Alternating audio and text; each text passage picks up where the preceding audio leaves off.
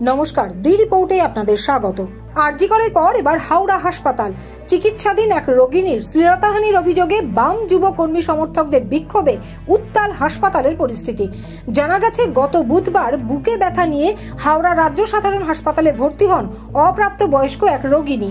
অভিযোগ, গতকাল রাত 10টা নাগাদ বুকের সিটি স্ক্যান করাতে নিয়ে যাওয়া হয়েছিল হাসপাতালের ল্যাবরেটরিতে, আর সেখানেই এক ল্যাবরেটরি টেকনিশিয়ানের হাতে লাঞ্ছনার শিকার হতে হয় ওই অপ্রাপ্ত বয়স্ক রোগিনীকে।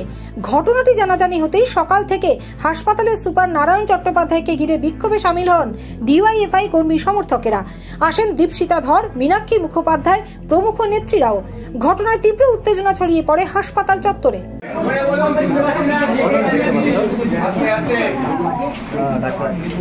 আচ্ছা, সবাই একটু চুপ, উনি বলছেন ওনার কথা শুনতে দাও। আমরা ঘটনাটা জেনে আমরা থানাতে জানিয়েছি, তার বিরুদ্ধে যেটা অ্যাকশন নেওয়ার জন্য থানা থেকে যে ছেলেটিকে অ্যারেস্ট করেছে এবং তারপরে যা যা লিগাল অ্যাকশন করে তার বিরুদ্ধে যা যা করা সেগুলি হয়েছে। আমরা যে সিটি স্ক্যান সেন্টার আছে তাকে ইনফরমেশন দিয়েছি। না না, একজন মহিলা নেই কেন ওখানে? একজন মহিলা এখানে যাচ্ছে, মহিলা নেই কেন? সেটা কে দেখবে? আমরা টিভি মডেল চালু আর সরকারি চালু। আপনাদের টিভি মডেল বলছেন তো, তাহলে একটা মহিলা স্টাফ নেই কেন? একটা মহিলাকে নিয়ে যাচ্ছে, তাহলে তিন দিন তারা খারাপ হয়ে পড়েছিল সিটি স্ক্যান। জানেন কি সিটি স্ক্যানের প্লেট দেন অনেক সময়? জানেন? খবর আছে? বলছেন হসপিটালে কেউ দায়িত্ববান কেউ তো থাকবেন সেখানে, সেই ডিপার্টমেন্টে মহিলা নেই একজন। সেইটা তো আপনাদের দায়িত্ব ছিল। কম্পিউটারে থাকে একজন মহিলা, আর কোনো মহিলা থাকে না। বাড়ির লোককে অ্যালাউ করেনি কেন? দিল মহিলাকে ফোন করে ভিডিও ডিলিট করার জন্য। পুলিশের কাছে যদি আপনি স্টেপ নিয়ে থাকেন, কোন পুলিশ বলেছে বলুন? আপনাকে ওই চেয়ারে থাকতে হবে, আপনাকে পদত্যাগ করতে হবে। জনসাধারণ বলছে তখন আপনাকে এই চেয়ার থেকে পদত্যাগ করতে হবে, এখনই করতে হবে, অবিলম্বে এখনই করতে হবে।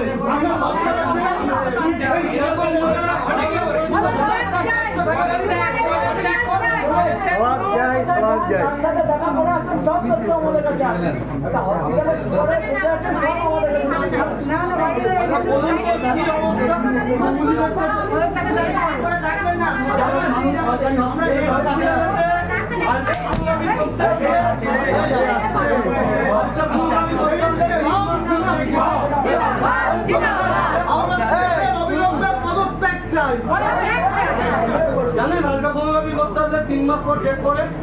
আমরা মিডিয়া একটা করেছি, আপনারা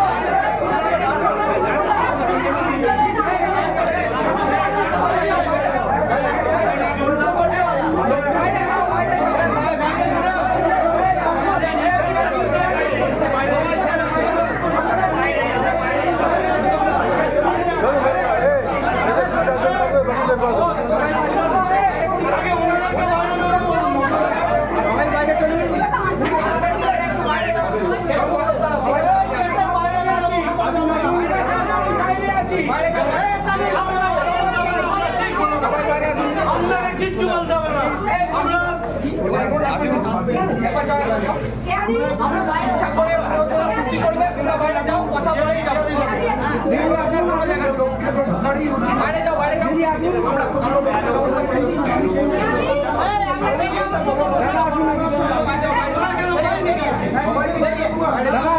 এখানে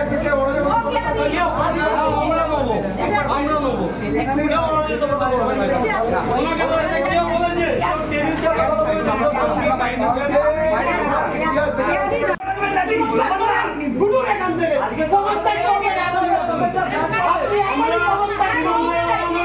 কালকে মনে করলেন যে মদ ছিল ভেঙে দিত, আমরা বারণ করেছি না ভাঙতে হবে না, কারণ আমরা চাই কোনো হসপিটাল ভাঙতে হবে না, কারণ আমাদের মা বোনের মতো গরিব মানুষ এখানে আছে। আপনি কি জগন্নাথ পাথরের মতো বসে থাকবেন নাকি? কালকে যে স্টাফটা সিটি স্ক্যানের রুমে ছিল সেটা আপনাদের স্টাফ কি?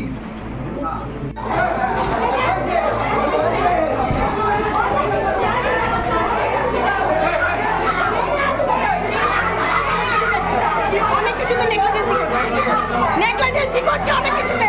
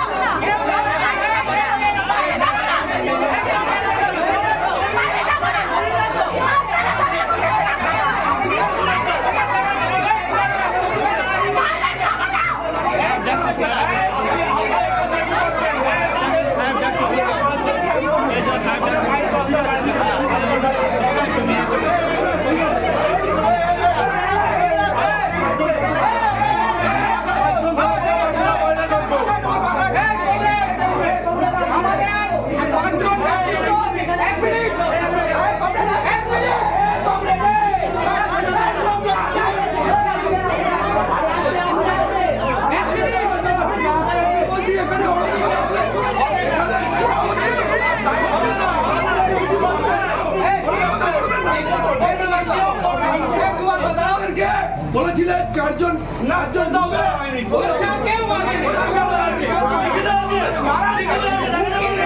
চলতে থাকবে।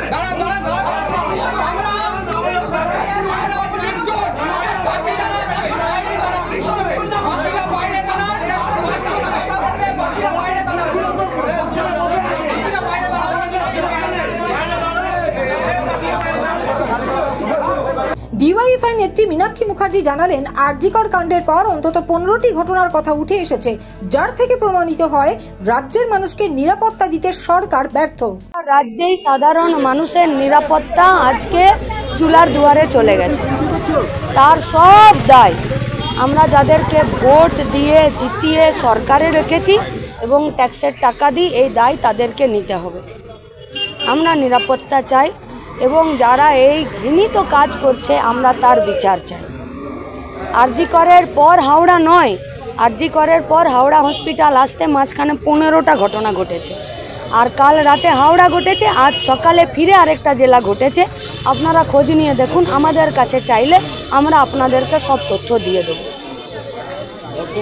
মানুষের যদি প্রশাসনকে, দপ্তরকে, পুলিশকে, সরকারকে, সমাজ অপরাধীদের ভয় থাকতো তাহলে অপরাধ কমতো, আর যদি সাধারণ মানুষকে ভয় পেতে হয় তাহলে সাধারণ মানুষ প্রতিদিন এইভাবেই নির্যাতিত হয়।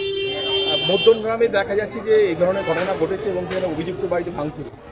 আমি বলছি আরজিকর থেকে হাওড়া মাঝখানে 15টা ঘটনা ঘটেছে, 15টা, 1.5 ডজন।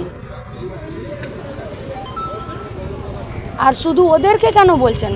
মমতা ব্যানার্জি নিজে কাউকে 10 লাখ দিতে চলে যাচ্ছে, তো ভাই ভাইপোরা 4 লাখ দিতে যাচ্ছে। আর কেউ যদি নিতে অস্বীকার করছে তাহলে আমাদেরকে যেমন জেলে ভরে দিচ্ছে, লালবাজারে ডেকে পাঠাচ্ছে, ফোনে হুমকি দিচ্ছে, বাড়ি চলে যাচ্ছে, আর নির্যাতিতার ঘর ভেঙে দিচ্ছে। দুটোর মধ্যে কিছু আলাদা আছে? নেই। তাহলে ধর্ষণের বিরুদ্ধে, খুনের বিরুদ্ধে, শ্লীলতাহানির বিরুদ্ধে অন্যায়ের বিরুদ্ধে প্রতিবাদ করলে পুলিশ দমন পীড়ন চালাবে, সরকার দমন পীড়ন চালাবে, আর পুলিশ যদি ব্যর্থ হয় তখন দিদিমণি বলবেন যে বাকিরা যারা আছো তারা ফোঁস করে ঘুরে বেড়াও। দেখা যাচ্ছে কালকে যে অভিযুক্ত সে হচ্ছে কন্ট্রাকচুয়াল কর্মী, মানে অস্থায়ী কর্মী, কারণ প্রাইভেট। আমাদের কোনো কন্ট্রাকচুয়াল কর্মীর বিরুদ্ধে কোনো রাগ আক্ষেপ নেই, কিন্তু কাকে রিক্রুট করা হচ্ছে তার রিক্রুটমেন্টের প্রসেস কি, এতে তাকেও শোষণ করা হচ্ছে, গোটা সিস্টেমটাকে নষ্ট করা হচ্ছে, আর তাকে রিক্রুটমেন্ট করার জন্য এক অংশের ডাক্তারবাবু, এক অংশের পুলিশ, এক অংশের লোকাল তৃণমূল নেতা, এক অংশের সরকারি লোকজনের পকেট গরম হচ্ছে। রিক্রুটমেন্ট যে হচ্ছে তার শোষণ হচ্ছে, সে আবার এই ধরনের কোনো ঘটনায় যুক্ত হয়ে গেলে তার যা হবার তাই হচ্ছে, আর সুপার দায় খালাস। রিক্রুটমেন্টের আগে তার কোনো পুলিশ ভেরিফিকেশন নেই, যেমন সিভিকের নেই। অন্যদিকে দীপশিতা ধরের মন্তব্য, এক ভয়ঙ্কর পরিস্থিতির মধ্যে দিয়ে চলছে রাজ্য, একমাত্র মানুষই পারে এই অবস্থার বদল আনতে। কিচ্ছু বলার নেই। আপনারা খালি ভাবুন একটা ছেলের কতটা সাহস হতে পারে যখন সারা দেশ জুড়ে এই রকমের আন্দোলন হচ্ছে, মহিলাদের নিরাপত্তা নিয়ে মানুষ এত কথা বলছেন, সেখানে দাঁড়িয়ে যদি ওই সিটি স্ক্যান রুমের ভিতরে একটা ছেলে 13 বছরের একটা মেয়ের সঙ্গে এরকম মোলেস্টেশন করতে পারে, তার মানে আমাদের আশেপাশে যারা অপরাধী রয়েছে তারা কতটা সাহস নিয়ে ঘুরে বেড়াচ্ছে। আমার সরকার যদি প্রথম দিন থেকে স্পষ্টভাবে এদের বিরুদ্ধে থাকতো তাহলে বোধহয় এত সাহস হতো না। পশ্চিমবঙ্গের মানুষ হিসেবে আমাদের লজ্জা হওয়া উচিত, যাদেরকে আমরা নির্বাচিত করেছি তারা আমার মা, বোন, আমার পরিবারের লোক, কারুর সুরক্ষা, কারুর নিরাপত্তা নেওয়ার জায়গায় নেই। হাওড়া হসপিটালে বিভিন্ন দুর্নীতির সঙ্গে যুক্ত রয়েছে, হাওড়া হসপিটালে আনাচে কানাচে, সেই হসপিটালগুলোতে কিভাবে দেখছেন আপনারা? দুর্নীতি তো পুরো রাজ্যতেই তো দুর্নীতিতে চলছে, পুরো রাজ্যটাই সিন্ডিকেটে চলছে। হাসপাতালগুলো আলাদা হবে কি করে? আরজি করের ক্ষেত্রেও তো আমরা দেখলাম ইডি যা করছে, এখন পশ্চিমবঙ্গ একটা সিট গঠন করেছে। এতদিন ধরে মমতা ব্যানার্জি জানতেন না দুর্নীতি হয়? হাওড়া হসপিটালে যে দুর্নীতি হচ্ছে মমতা ব্যানার্জি তো জানেন না? জানেন, অপেক্ষা করছেন। আরজি করের মতো একটা ঘটনা হবে, মানুষ রাস্তায় নামবেন, তখন বাধ্য হয়ে ওনার যারা চালা চামুন্ডা আছে তাদের হয়তো একটা দুটোকে জেলে ঢোকাবেন। তারা চান না দুর্নীতির এই যে চক্র এটা ভাঙুক, এটা চান না, কারণ তারাও তো ওখান থেকে টাকা পান, কাটমানি পান, সবাই পান। আরও কত ঘটনা ঘটেছে আমরা জানি না। এই মেয়েটার ঘটনা আমরা জানতে পেরেছি বলে আপনি জানতে পারলেন এমন ঘটনা ঘটেছে। যে লোকটা আজকে ওই মেয়েটার সঙ্গে করলো, সে আগে কারুর সঙ্গে করেননি, আপনি গ্যারেন্টি দিতে পারেন? বছরের মেয়ের সঙ্গে একটা জানোয়ার যে এরকম কাজ করতে পারে, তার আগে যে মহিলারা এসছে তার গায়ে হাত পরে নিয়ে আপনি গ্যারেন্টি দিতে পারেন? পারেন না তো। এই একটা ঘটনা আমরা জানতে পেরেছি বলে আজকে আমরা তো চেঁচামেচি করছি। এরকম আরও কত ঘটনা ঘটেছে। সুপার জানেনই না ওনার মেশিন চলছে কি চলছে না। কত এরকম ঘটনা লাগাতার ঘটে যাচ্ছে হয়তো আমাদের হাসপাতালগুলোতে। এটা মনে রাখবেন, পরের বার যখন ভোট দেবেন, যখন বোতাম টিপতে যাবেন, এগুলো ভুলে যাবেন না। মানুষের তো ভুলে যাওয়ার একটু স্বভাব আছে। রোগীর পরিবারের অভিযোগের ভিত্তিতে গতকাল রাতেই পুলিশ গ্রেপ্তার করেছে অভিযুক্ত ল্যাবরেটরি টেকনিশিয়ানকে। তবে হাসপাতাল সূত্রে জানানো হয়েছে, জিত হাসপাতালের একজন ঠিকা কর্মী ছিল, তার বিরুদ্ধে যথাযথ ব্যবস্থা নেওয়া হবে। হাওড়া থেকে রাজু ঝায়ের রিপোর্ট, দি রিপোর্ট। আরো বিভিন্ন খবরের আপডেট জানতে হলে অবশ্যই সাবস্ক্রাইব করুন দি রিপোর্ট চ্যানেলটি, কারণ আপনাদের একটা সাবস্ক্রিপশন আমাদের কাছে অত্যন্ত মূল্যবান। জয় হিন্দ।